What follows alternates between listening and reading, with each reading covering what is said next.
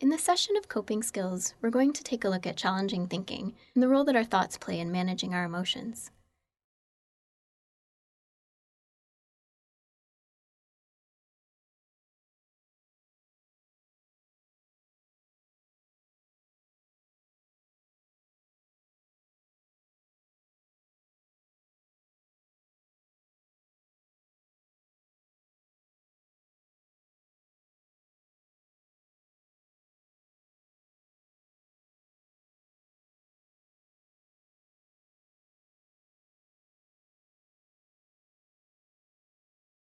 In today's seminar, you will learn to identify unhelpful thinking styles, challenge and modify unhelpful ways of thinking, and think in a more balanced way. We'll also do a relaxation exercise at the end of the seminar. Why is it important to focus on thinking? Let's give an example. Imagine two people on an airplane. One person travels a lot and has no concerns about the flight. The other person is flying for the very first time and is very nervous about this flight. Now imagine the plane hits some turbulence. Each person's thoughts will probably determine how the event is experienced. Research evidence has shown that depressed, anxious, and/or stressed individuals often have distorted ways of thinking about the world that can trigger or worsen their symptoms. When thoughts are realistic, your reaction will probably be reasonable. When there are errors in thinking, reactions will probably be off base or extreme. Now let's go back to the previous scenario with the two people on the plane. How do you think that they're interpreting that scenario differently when they hit a bit of turbulence? The person who's comfortable with flying may not even notice, or they may think it's kind of exciting. The person who is very nervous to fly, they may interpret that situation completely differently. They may be afraid that something bad's going to happen, perhaps the plane's going to crash, and that's really going to affect the way they emotionally experience that situation. In both examples, each person's thoughts play a massive role in how they experience the scenario. Now let's talk about the role of negative thoughts. Everyone experiences negative thoughts. This is normal. When they become more frequent or intense, this can create problems. People experiencing distress tend to have overly pessimistic thinking patterns and errors in their thinking. So when we talk about realistic thinking, we're not talking about optimistic thinking or positive thinking. We're talking about literally being realistic, trying to interpret the situation, both the good and the bad, as accurately as possible. It's important to remember that not all negative thoughts are unrealistic. Alternatively, not all unrealistic thoughts are negative. The key is to learn to recognize those distorted negative thoughts that cause unnecessary distress. So for example, a realistic negative thought might be, I failed my exam. If you really did fail your exam, this is a realistic negative thought. An example of an unrealistic negative thought might be, wow, I'm such a failure because I failed my exam. Can you see the difference between those two? In the first example, you're stating factual evidence about what happened. In the second one, you're making an overgeneralized statement about yourself. In the next part, we're going to talk about common errors that we have in our thinking patterns that are usually something that we see when we're overly twisting or distorting our negative thoughts into something bigger than they actually are. Let's take a look at some of the more common errors that we might have in our thinking. All or nothing thinking. This often happens when we think of things in terms of a dichotomy. Either it's good or it's bad, it's right or it's wrong. You can see how this would lead to an excessive amount of distress sometimes when perhaps that isn't actually the case. An example might be, I'm either successful or I'm a failure. You can see how in this type of error in thinking, there's not really a lot of room for anything in between. But when we're talking about realistic thoughts, there's obviously a spectrum between success and failure. So this would be an example of a common error in thinking. Next, overgeneralization. When we overgeneralize, we tend to create an extra amount of distress. An example of this might be the one I gave earlier. I failed a test. Oh my goodness, I must be a failure. In this example, we're taking one circumstance and we're generalizing it to a trait or a characteristic that we might have and applying it to other circumstances in our lives. This can also cause excess distress. Another example would be mental filter. Sometimes when we view ourselves a certain way, we tend to look for evidence that might confirm that view of ourselves. For example, if I don't think I'm very smart, I may filter out any evidence that suggests I might be smart because I'm not looking for that evidence. If someone tells me I did great on an exam, I might filter out that evidence and only hear the critical feedback that I got from my professor. Another example of a common error in thinking is disqualifying the positive. You might recognize this in the form of trying to give someone a compliment and they won't really accept it. Saying, "You look nice today," and someone dismissing that compliment, "Oh no, this old thing." That's an example of disqualifying the positive. It's a distorted way of thinking because, again, we have a certain view of ourselves that persists in that circumstance, that we don't really hear the positive messages. We only hear the negative. Another example is jumping to conclusions. Examples of this might be something like mind reading or the fortune teller error. In mind reading, we assume that we know what the other person is thinking. Someone maybe looks at you a certain way from across the room, and you assume that they know what they're thinking and feeling. Obviously, we can't know what someone's thinking and feeling unless they tell us, but we can make a lot of assumptions from a situation like that. So that would be another example of a common error in thinking. Similarly, with the fortune teller error, we might assume that we already know what's going to happen in a situation, and that might change our feelings or our emotions about the situation. An example might be, I'm not very smart. Why would I even study? I'm going to fail this exam anyway. I shouldn't even try. In that case, we're assuming we know something about the future that we don't actually know. Another example of a common error in thinking is catastrophizing. You're probably familiar with this one. I know I've certainly done it a few times. It's when we take a situation that's upsetting and we make it into something much more negative than it probably actually is. For example, "Oh my goodness, I was late handing this assignment in. This is the worst thing in the world. My prof's going to be so upset with me. I can't handle this." In that scenario, we're telling ourselves pretty negative consequences about the situation that, when we look at it from a more realistic or objective point of view, are probably a little bit over-exaggerated.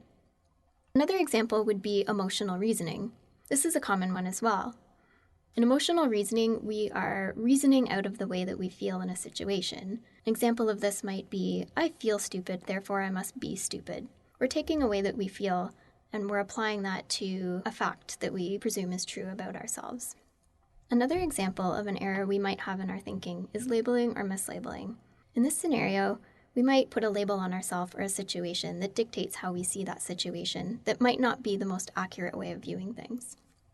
Another example would be personalization, assuming that something might be about us or taking something more personally than it's actually meant. Perhaps go back to that person looking at you from across the room with a funny look on their face. We might assume that they have a negative feeling towards us. Maybe they're angry at us, when in fact, maybe they're thinking about something totally different. We can't actually know unless they tell us. And finally, another example of errors in our thinking would often occur, and you might find this is a familiar one to you, is should statements. We tend to like to use words like should, can't, have to, must. These can be very, very influential on our emotional state because they're very absolute.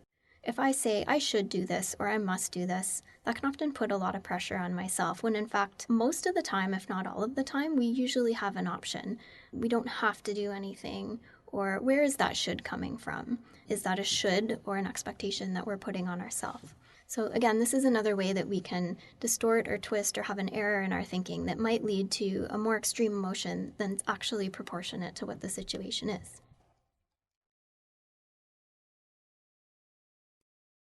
Let's talk about identifying thinking errors that we just talked about.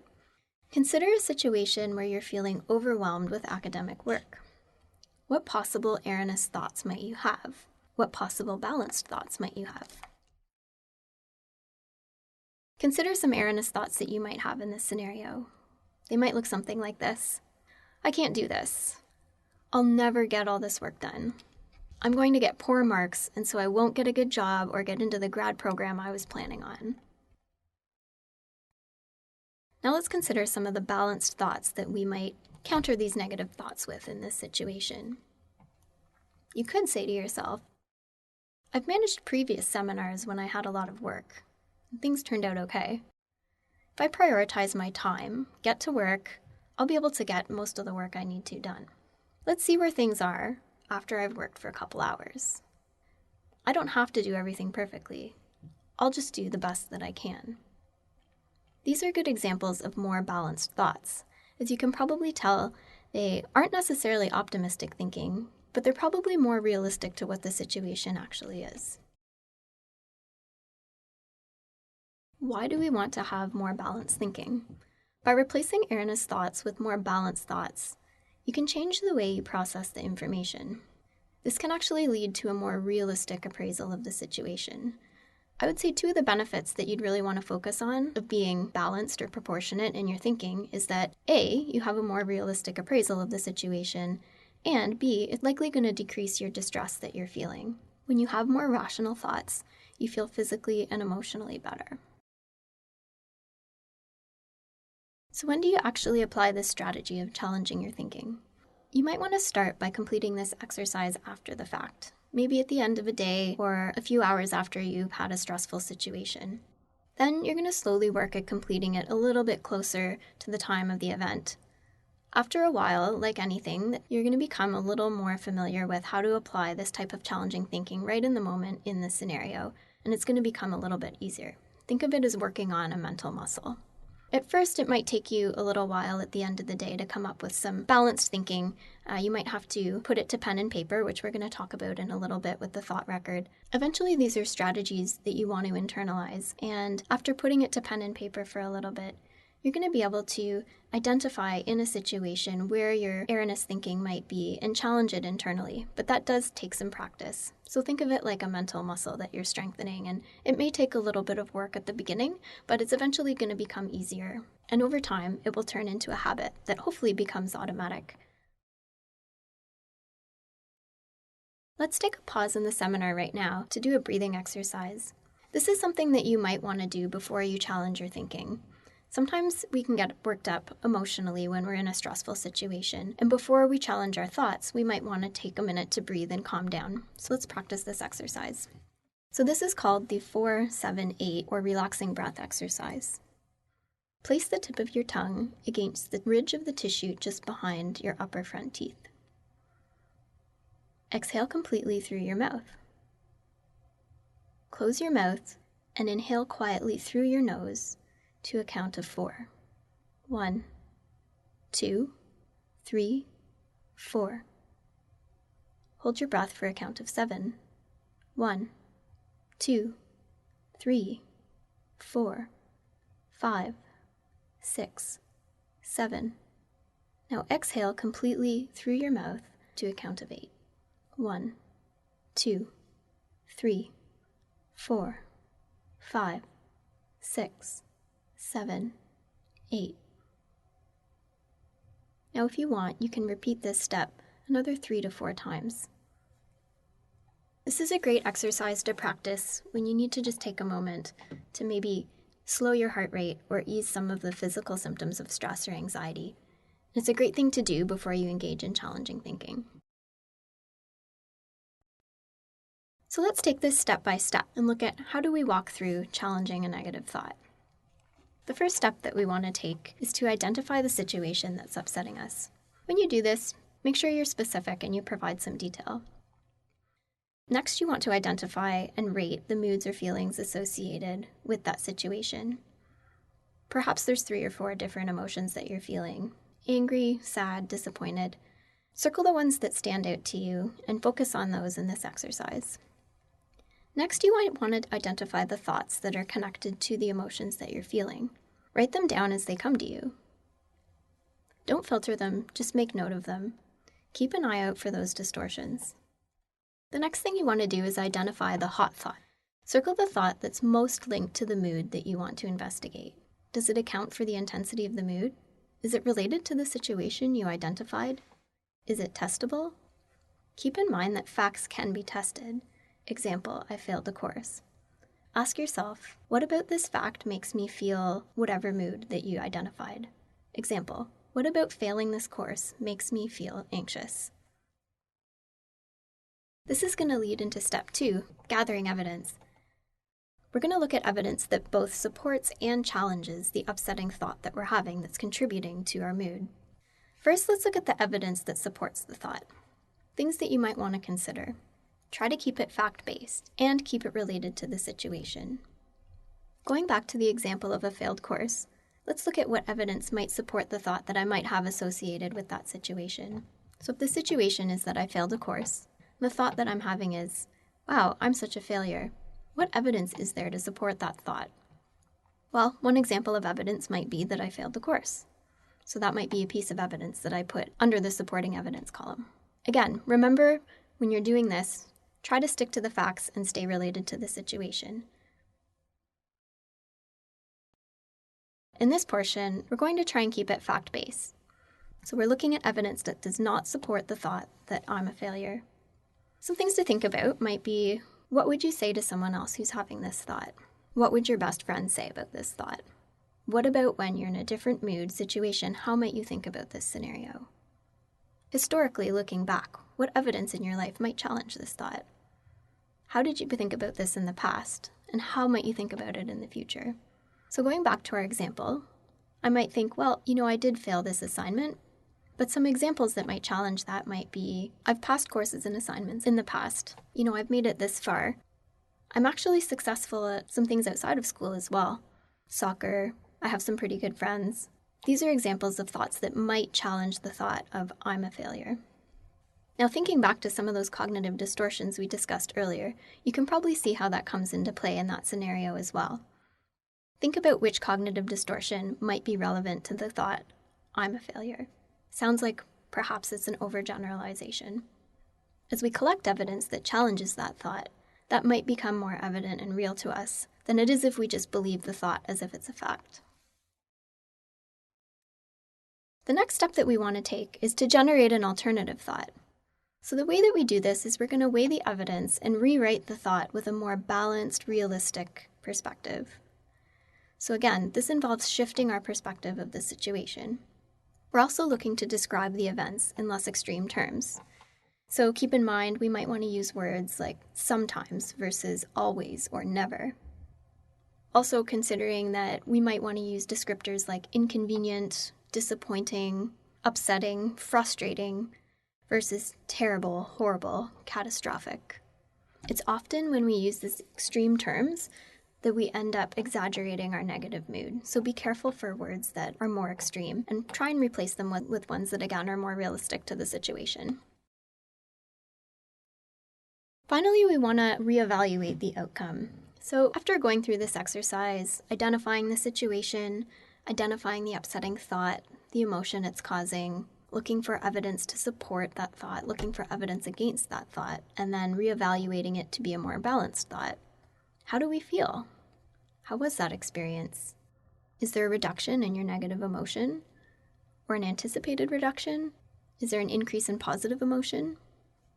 Does the situation feel more manageable? Do you feel better emotionally or physically?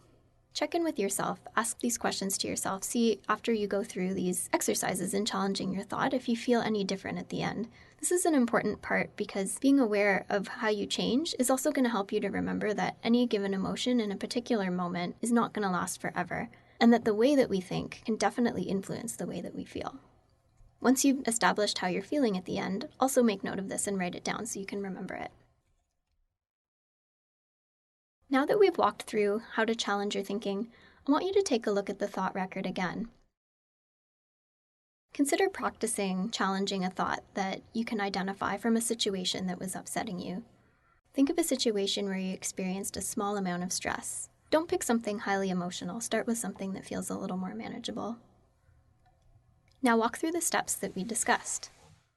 Identify the situation. Identify the thought that's connected to the upsetting emotions. Identify what those emotions are. Look at what evidence supports the thought that's upsetting you. What evidence challenges it? Is there a more balanced or realistic thought that you can come up with based on the evidence? And finally, check in with yourself. How do you feel after? Has your sensations in your body, has your perspective shifted after going through this exercise? Keep in mind that this takes a lot of practice. It might seem like a lot of work right now. Writing down these thoughts might seem a little bit tedious, but what you're doing is developing a habit. You're not buying into your thoughts as facts right away when they happen. Because something important to remember is thoughts aren't facts, they're thoughts. Learning to identify distorted thinking and challenge our thinking can help us in many ways not buy into a thought as a fact immediately. The process of challenging thinking is an important one in managing emotions. So keep in mind that it does take a lot of practice, and eventually the work that you're doing on paper will be something that you can internalize. If you're feeling stuck or finding this difficult, you'll probably find that finding the evidence against the distorted thought or the difficult thought is the most challenging part. It's okay if you need some support in this. Perhaps you can ask a friend or family member to help you, or maybe even work with a counselor.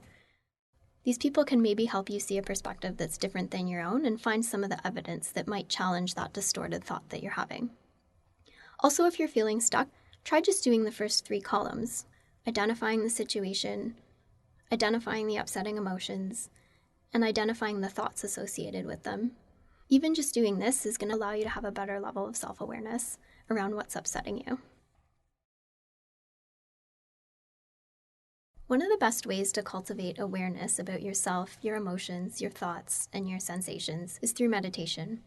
Meditation is a practice in which an individual trains the mind to simply acknowledge its content without becoming engaged with that content. So essentially, you're giving yourself a little bit of a buffer. Like we mentioned earlier, you're not automatically believing the thoughts, you're just observing them. To end off this seminar, we're going to have a relaxation exercise. This exercise is called mindful breathing. The primary goal of mindful breathing is simply a calm, non-judging awareness, allowing thoughts and feelings to come and go without getting caught up in them. For this exercise, sit comfortably with your eyes closed and your spine reasonably straight. Or if you want to lie down, you can lie down as well. Bring your attention to your breathing. Imagine that you have a balloon in your tummy. Every time you breathe in, the balloon inflates. Each time you breathe out, the balloon deflates. Notice the sensations in your abdomen as the balloon inflates and deflates. Your abdomen is rising with the in-breath and falling with the out. Thoughts will come into your mind, and that's okay. That's just what thoughts do. That's what our human minds do. Simply notice those thoughts, then bring your attention back to your breathing. Likewise, notice the sounds, physical feelings, and emotions, and again, bring your attention back to your breath. You don't have to follow the thoughts and feelings. Don't judge yourself for having them. Don't analyze them in any way. It's okay for the thoughts to be there. Just notice them, then let them drift on by, and bring your attention back to your breathing. Whenever you notice that your attention has drifted off and is becoming caught up in thoughts or feelings, simply note that attention has drifted, and then gently bring the attention back to your breath. It's okay and natural for thoughts to enter into your awareness and for your attention to follow them. No matter how many times this happens, just keep bringing your attention back to your breath.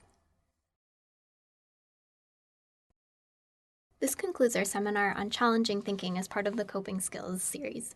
Hopefully in today's seminar, you're able to walk away with something that will help you manage your emotions a little better.